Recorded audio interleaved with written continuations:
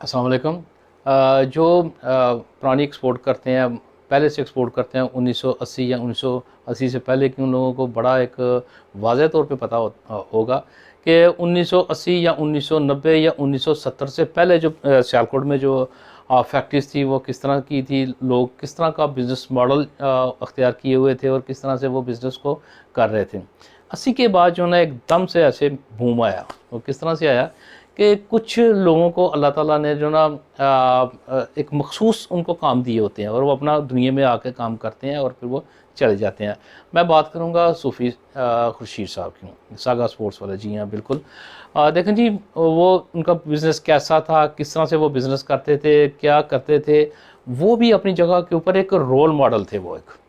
और उन्होंने एक जिद्दत दी, हमारी इंडस्ट्री को एक जिद्दत दी। 1980 या 1980 से पहले 70 या अगर आप 60 की जो फैक्ट्रीज़ हैं पाकिस्तान में, सियालकोट में आप देखें तो यही होता था कि चार दीवारी खड़ी की, ऊपर छप्पर डाला और इसी तरह से काम शुरू किया। लेकिन सूफ़ी खुर्शीद साहब ने एक नया एक मॉडल पेश किया बिज़नेस का सियालकोट में, जिससे लोगों ने अपनी फैक्ट्रीज़ को मज़ीद बेहतर करना शुरू कर दिया। अपने जो वर्कर्स हैं उनको मज़ीद बेहतर जो है ना चीज़ें प्रोवाइड करना शुरू कर दी, माहौल बेहतर करना शुरू कर दिया।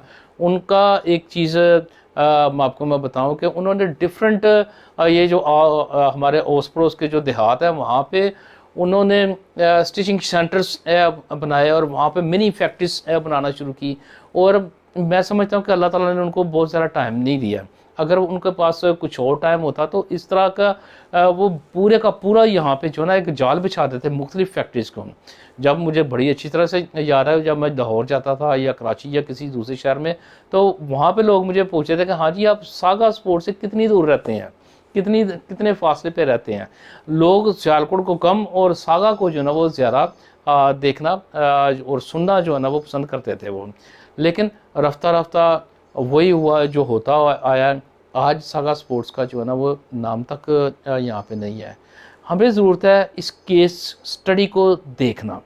हमारे जो यूनिवर्सिटीज़ के बच्चे हैं, जो रिसर्च करने वाले हैं, वो ये देखें कि ये किस तरह से ये कंपनी बनी, किस तरह से ये अरूज के ऊपर गई, क्या वजूहात थी, ये सूफ़ी साहब कौन थे, इनके माइंड में क्या चलता होता था, ये किस तरह से बिज़नेस को आगे लेके चलते थे, इनका मॉडल क्या था, ये किस तरह से सोचते थे, इनको ये सोच आती कैसे थी कि ये वाला बिज़नेस इस तरह से करना है।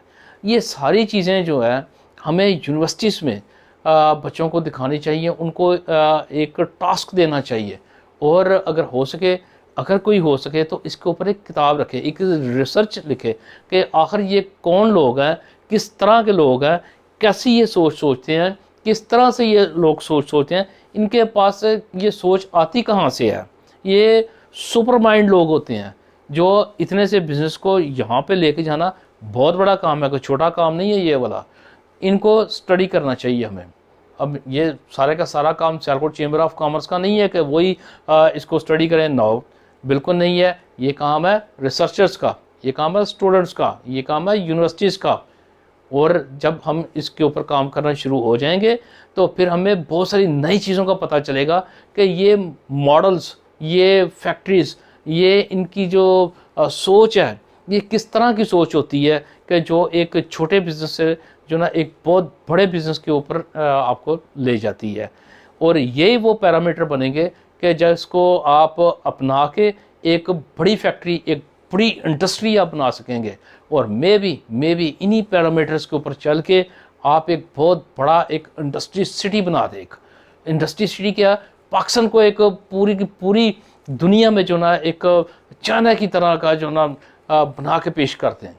हमें सियालकोट को आगे लेके जाना है। हमें सियालकोट का नाम दुनिया की गलियों गलियों में, उनके दुनिया की हर मार्केट में इस तरह से इसको इंट्रोड्यूस करवाना है कि हर किसी को पता चले कि हाँ, सियालकोट एक शहर है पाकिस्तान में कि जो मैन्युफैक्चरिंग के हवाले से, जो एक्सपोर्ट के हवाले से, जो क्वालिटी के हवाले से, जो बिज़नेस एथिक्स के हवाले से पूरी दुनिया में जाना जाता है। और सियालकोट ना रहे, पूरे का पूरा सियालकोट एक यूनिवर्सिटी बन जाए।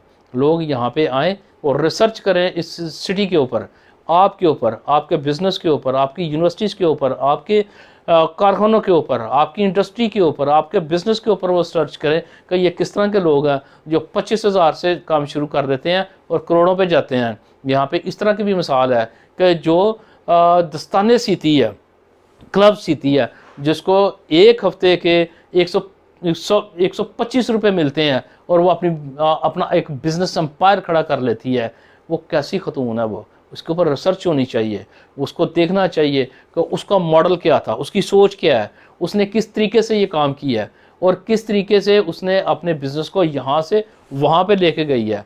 अगर ये रिसर्च अगर आप करना शुरू कर दें, अगर आपके बच्चे करना शुरू कर दें, तो यकीन करें कि सियालकोट में क्या पूरे पाकिस्तान में हम फैक्ट्रियों का एक जाल बिछा देंगे। यहाँ पे एक फैक्ट्रियों का एक बहुत बड़ा एक एम्पायर खड़ा कर देंगे। और चाइना क्या चीज़ है, हम चाइना से भी 10 गुना बड़े हो सकते हैं यहाँ पे।